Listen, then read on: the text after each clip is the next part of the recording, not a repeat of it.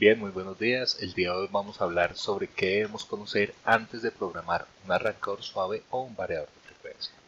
Lo primero que tenemos que tener claro es el procedimiento. Obviamente todo nace de un requerimiento por parte del cliente.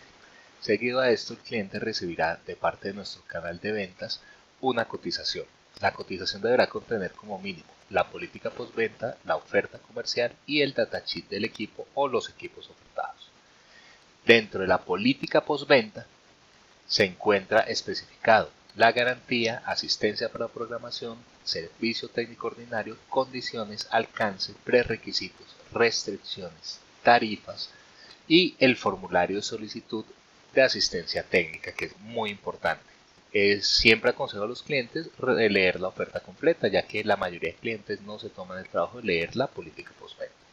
En esta política postventa, les recuerdo, se encuentra este formulario que para efectos de la asistencia de programación de equipos, que es de lo que vamos a hablar hoy, como asistencia, deben enviar ya diligenciado. Entonces, una vez el cliente envía este formulario diligenciado, que les repito, lo reciben junto con la cotización, ahí se les va a preguntar los datos del motor de acuerdo a los datos reales de la red, condiciones de operación e información de la aplicación. Bien, seguido a esto, ya pasaríamos a lo que es la asistencia técnica como tal, es decir, se coordina una visita o si es un soporte remoto y ya uno de nuestros técnicos realizaría la programación del equipo como tal. El acta de servicio es de diligenciamiento obligatorio para todos los técnicos de Danfoss. Estoy hablando para el caso de Colombia puntualmente, que es el país donde yo resido. Bien, ¿qué debe hacer el técnico una vez llega a la visita donde el cliente o realiza el soporte vía remota? Pues debe comprobar que esos datos que el cliente me envió previamente en la solicitud correspondan con la realidad.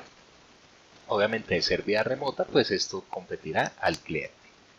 Bien, seguido a esto, ¿qué debemos tener en cuenta? Pues el procedimiento básico, ¿cierto? En nuestra política, hablo de la política para Colombia, ¿por qué hago tanto énfasis en esto? Porque cada oficina de Danfoss, es decir, en cada país, es probable que cada oficina tenga su propia política. Entonces, en Colombia siempre exigimos que haya un representante en nombre del cliente, ¿cierto? O que haya una persona representando al cliente. Esta persona debe tener perfectamente claro la filosofía de control y debe conocer perfectamente qué es lo que se va a hacer y cómo debe funcionar la aplicación. Debe haber leído la política postventa, ¿cierto? Debe diligenciar el acta de servicio, y ahorita vamos a hablar un poquito más sobre eso. Se debe hacer la inspección física del conexionado de potencia de control. Es muy importante, hemos tenido casos donde clientes han conexionado motores en salidas de relé y cosas por el estilo, entonces es muy importante siempre hacer la revisión de que todo se encuentre debidamente conectado. Medición de voltaje de entrada, esto es bastante importante, pues debemos trabajar con los datos reales de red. Ahorita vamos a ver el por qué. Entonces la tensión real de trabajo es muy importante que la conozcamos. Desacoplar el motor para la realización de pruebas. En la medida de lo posible. Van a haber muchas ocasiones u oportunidades donde esto no va a ser posible. Ejemplo, en una bomba de pozo profundo, donde la bomba probablemente se encuentre 500, 600 o incluso más metros debajo de la tierra, o una unidad manejadora de aire donde va a estar por allá en algún ducto y van a ser de difícil acceso. Entonces esto implicaría una logística muy grande, pero de ser posible siempre debemos desacoplar el motor para realizar pruebas.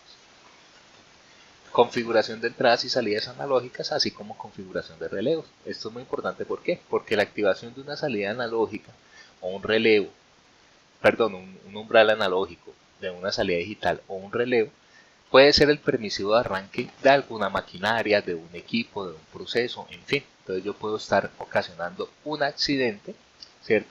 Porque realicé una activación involuntaria de alguna salida o algún relevo. Entonces puedo estar ocasionando un accidente.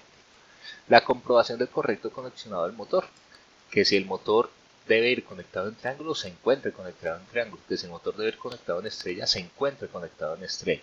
A pesar de que esto parece muy básico, es uno de los puntos que más nos presenta problemas en el diario vivir, ya que es algo que los clientes generalmente no revisan. Bien, para el caso de nuestra política postventa aquí en Colombia, todo esto es responsabilidad del cliente. porque nuestro alcance llega únicamente hasta lo que es la asistencia para la programación del equipo, mas no hace parte de nuestro alcance el conexionado o instalación de ningún tipo de elemento o equipo. Entonces, todo esto es responsabilidad del cliente, más es responsabilidad de nosotros como técnicos informarle al cliente que debe haber revisado como mínimo antes de llamarnos.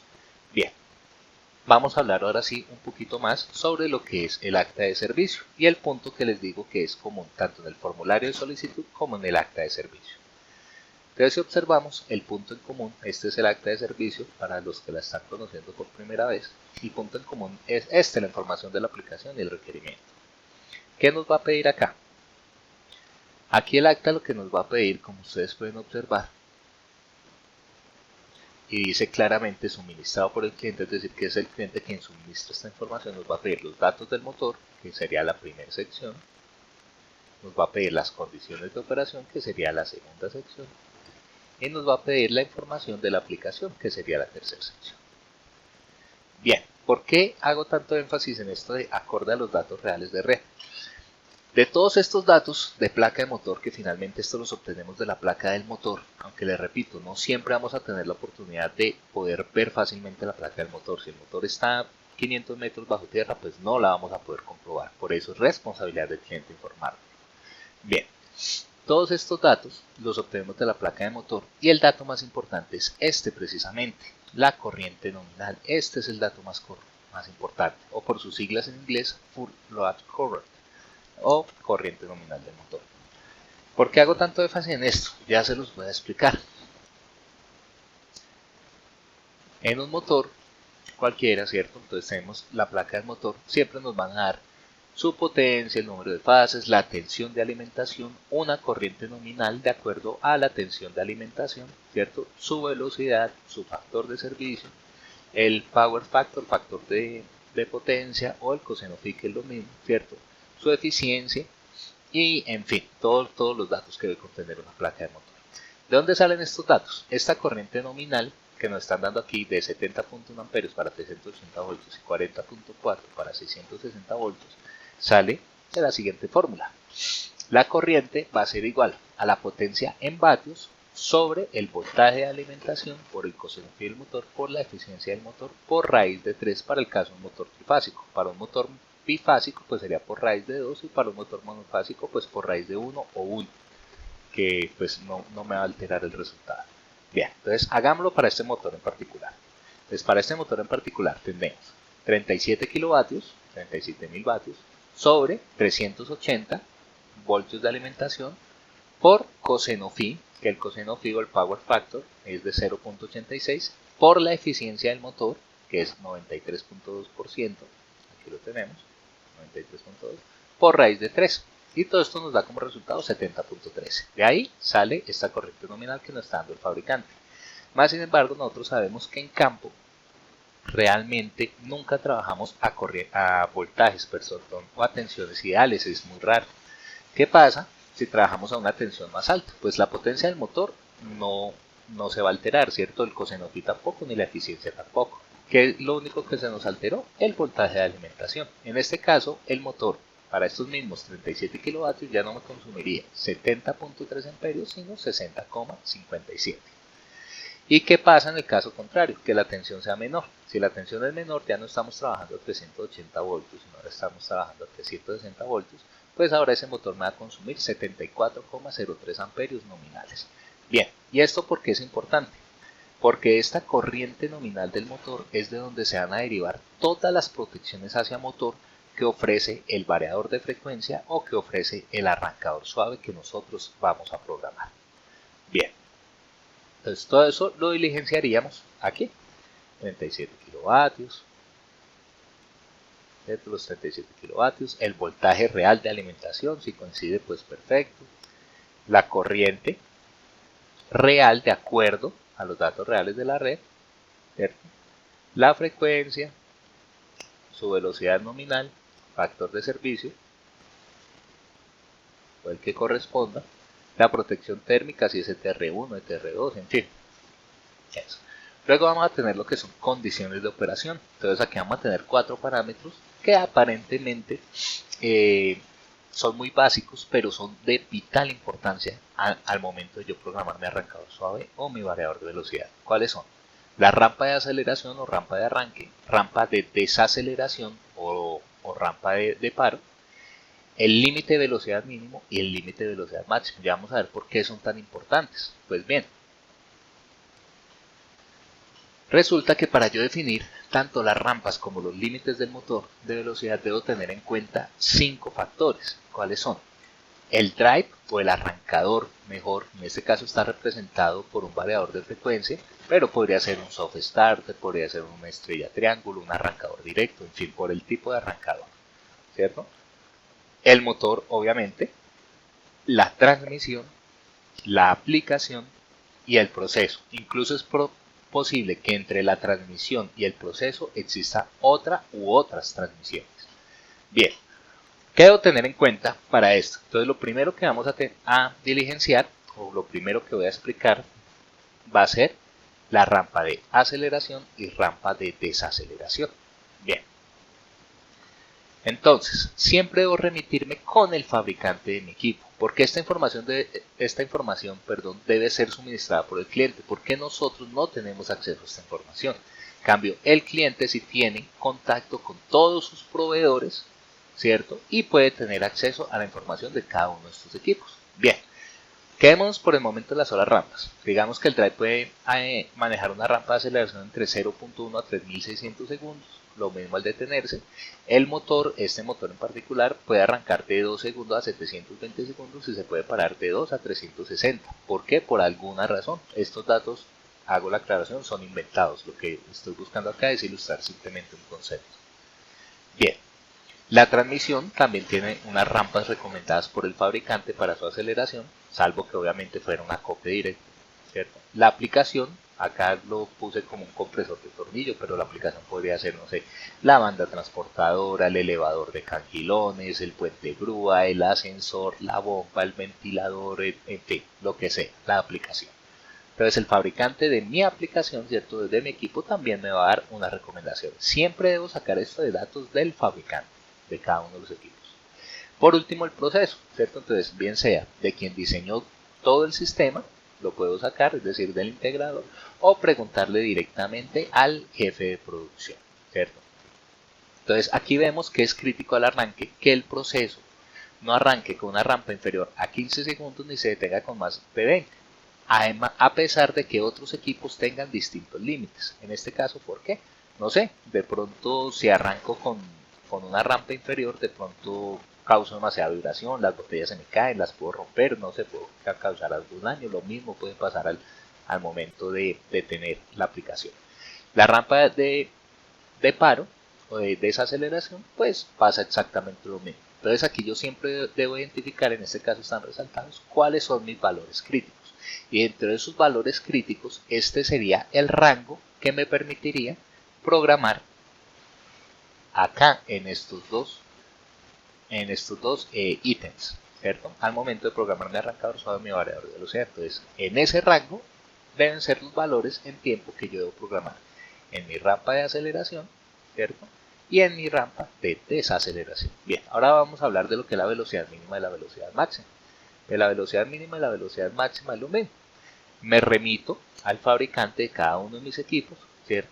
Y le pido la información de cuáles son los límites de velocidad. En cuanto al drive, generalmente no hay problema cuando es tipo eléctrico. En cuanto al motor, generalmente pues por temas de ventilación va a tener alguna restricción de velocidad mínima para efectos de ventilación u otras cosas dependiendo pues el tipo de motor que sea. De velocidad máxima pues no subirlo más allá de la velocidad nominal para la cual él fue fabricado. En el caso de la transmisión lo mismo, ¿cierto? Va a pasar exactamente lo mismo. Les recuerdo, podría ser un acople directo. En el caso de la aplicación, entonces llámese bomba, ventilador, compresor, banda, sensor, puente grúa, en fin. En cuanto a la aplicación, lo mismo. Van a haber unos límites mínimo de velocidad y va a haber un límite máximo. Y en cuanto al proceso, va a ocurrir lo mismo. Ya en cuanto a lo que es el proceso de la aplicación. Así la aplicación lo permita, es probable que el proceso necesite manejar un límite diferente. Bien, pues aquí es sencillo. Les recuerdo que aquí puede existir otra transmisión o transmisiones entre la aplicación y el proceso. Bien, Pues es sencillo. ¿Cuál es el límite mínimo de velocidad? Pues el límite mínimo de velocidad es el mayor de los mínimos. Entonces le explico, aquí está 0, 720, 180, 900 y 600. El mayor de los mínimos sería mi límite bajo de velocidad. ¿Cuál va a ser mi límite alto de velocidad? Pues sería el menor de los máximos. Entonces estos datos serían los que yo debo programar en mi arrancador suave, en mi variador de velocidad, son los que yo debería programar en estos ítems. Parece muy sencillo, pero es de vital importancia. ¿Por qué? Una rampa mal puesta o un límite de velocidad mal puesto me puede ocasionar un daño muy grande. Puedo estar dañando equipos, dañando maquinaria o incluso causando accidentes. Entonces es de vital importancia. Por último tenemos la sección de información de la aplicación. Acá siempre debo ser muy específico. Jamás colocar cosas como bomba. No, eso no dice absolutamente nada. Yo debo ser específico, decir si es una bomba reciprocante, si es una bomba de caídas progresivas, si es una bomba centrífuga, qué tipo de bomba es. Lo mismo compresor, pues el solo compresor no dice nada. Yo debo especificar si es un compresor de tipo scroll, si es un compresor de tipo centrífugo, si es un compresor reciprocante, ¿cierto?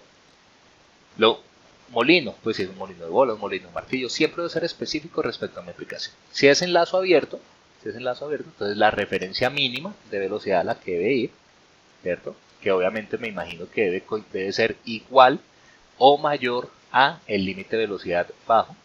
La referencia máxima que debe ser igual o menor al límite de velocidad alto, ¿cierto? Obviamente aquí lo estamos hablando en hertz. Aquí me voy a volver un momentico para explicarles una cosa que se me pasó ahorita por alto. Bien. Como el límite yo realmente lo voy a programar en el drive, es decir, el límite finalmente va a ser hacia el motor, estoy hablando para efectos de programación. Entonces yo debo tener en cuenta las transmisiones. Si la transmisión me aumenta la velocidad, es decir, es una transmisión que me multiplica la velocidad de entrada, o si me la reduce. Lo mismo si aquí existe otra transmisión. Me explico. Digamos aquí son 2000 RPM, pero por efectos de transmisión estas 2000 RPM, aquí en el motor es posible que sean 2500. ¿Cierto? Entonces siempre debo tener en cuenta los factores multiplicadores para finalmente programar yo este límite. Entonces estos datos son reales, ¿cierto? Ya transmitidos de giro, pero para efectos de programación debo tener en cuenta el factor multiplicador que me genere la transmisión del equipo. Bien, continúo. ¿Qué ocurre si... Bien, esto en cuanto a lo que es lazo abierto. Bien, ahora, si no es un lazo abierto, si no estamos hablando de un lazo cerrado, pues obviamente esto no aplicaría. Esto aquí ya no aplica. Entonces estaremos hablando de un lazo cerrado. Si es un lazo cerrado, un PID normal. ¿Qué es un PID normal cuando hablamos de control? PID normal cuando hablamos de control significa que cuando sube la realimentación, baja las RPMs o baja la velocidad del motor. Ejemplo, sistemas de presión constante. Si la presión aumenta, es decir, sube mi realimentación, en este caso la presión, yo debo bajar las revoluciones de mi bomba, ¿cierto? O de mi ventilador. Entonces, eso es normal cuando hablamos de control. El PID inverso, hablando de control, es que cuando la realimentación aumenta de igual manera las revoluciones del motor. Ejemplo, un control de temperatura, digamos con un ventilador. Si aumenta la temperatura, pues yo debo revolucionar más mi ventilador para refrigerar, pero si la temperatura decae, pues debo bajar las revoluciones del ventilador para mantener el set point deseado, ¿cierto? Entonces básicamente lo normal es que sean inversamente proporcionales, eso es lo normal, y lo inverso es que sean directamente proporcionales cuando hablamos de control. Entonces aquí debo especificar el tipo de control pues que voy a programar. La referencia, entonces pues básicamente esto es el rango de medición de mi elemento sensor, ¿cierto? De mi elemento, de mi transmisor de realimentación. Entonces digamos, no sé, de 0, ¿cierto?, a 145 y especifico las unidades, obviamente. Pues de qué se trata. Si son, no sé, PSI, galones, metros, yardas, kilómetros, grados centígrados, Kelvin, ¿de qué estamos hablando? Bien, básicamente es esto. Y en otros detalles, pues tenemos un campo para ser tan específicos o hacer aclaraciones respecto al proceso. Si desean anexar documentación extra, bienvenida. Entre más específico sea el requerimiento, muchísimo mejor. Bien, El resto del acta de servicio, ¿cierto?, corresponde a lo que es el checklist de instalación mecánica, el checklist de instalación eléctrica y las condiciones de arranque. Es importante que tengan en cuenta, señores clientes, que un no puesto acá, es decir, una no satisfacción por parte de nuestros técnicos, puede implicar la pérdida inmediata de la garantía de su equipo. Ejemplo, si ustedes, por ejemplo, no sé, compraron un equipo que es IP00 y lo instalaron a la intemperie, ¿cierto? Pues obviamente van a perder de forma automática la garantía de este equipo. Y en todos los demás ítems que figuran en el checklist están las condiciones mínimas para revisar. Todo esto, ¿dónde lo puede sacar, señor cliente? Pues nuestros técnicos les deben enviar a ustedes con anticipación este mismo acta para que ustedes tengan la oportunidad de hacer una comprobación en primera instancia del checklist, que todo se encuentre en orden. Y segundo, si el técnico no la envió, estas son las recomendaciones de instalación que aparecen en el manual que usted recibe con su arrancador suave o con su variador de velocidad. Todo esto simplemente es un checklist sacado del manual del producto, no es más. Bien, muy importante, siempre, aquí al final dice que el cliente acepta y se responsabiliza por la información suministrada en los numerales 2 y 4, numeral 2 que es el que acabamos de explicar, ¿cierto?, que es este, y el numeral 4 es cuál, lo que corresponde a la instalación eléctrica, porque acá dice si es correcto o no. Ustedes dirán, pero es que porque el técnico no lo revisa. El técnico lo va a revisar, señor cliente, siempre y cuando se encuentre de forma física o presencial en el sitio y sea posible realizarlo.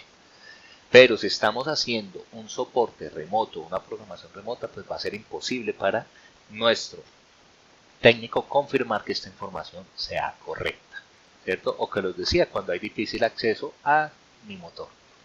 Bien, entonces aquí básicamente lo que dice es que el cliente acepta y se responsabiliza por la información suministrada en los numerales 2 y 4 del presente documento, así como haber comprendido las observaciones y sugerencias hechas por el técnico asistente de representación de Danfoss S.A. para la realización de la programación de los equipos aquí relacionados, y certifica el diligenciamiento del presente documento corresponde fielmente con la realidad. De igual forma, el cliente acepta y recibe satisfacción la asistencia y programación realizada por Danfoss S.A. En constancia de lo anterior, firma la conformidad, y aquí pues firma el técnico y firma el cliente. Les aclaro que a pesar de que acá únicamente estamos diciendo que la información suministrada, absolutamente todas las condiciones de instalación del equipo son responsabilidad del cliente o del integrador, ¿verdad? Danfoss, al ser simplemente proveedor del equipo, pues únicamente vamos a cubrir nuestro equipo, pero no podemos responder porque el tablero de control haya sido correctamente diseñado y ensamblado o porque la instalación sea correcta. Entonces absolutamente todo el checklist realmente es responsabilidad del cliente como tal. Lo único que estamos haciendo es comprobar de que se encuentre acorde a las sugerencias hechas en el manual. Bien, señores, pues eso es todo por el día de hoy. Les agradezco mucho por haber visto el video. Cualquier comentario u observación será bienvenidos. Hasta una próxima oportunidad.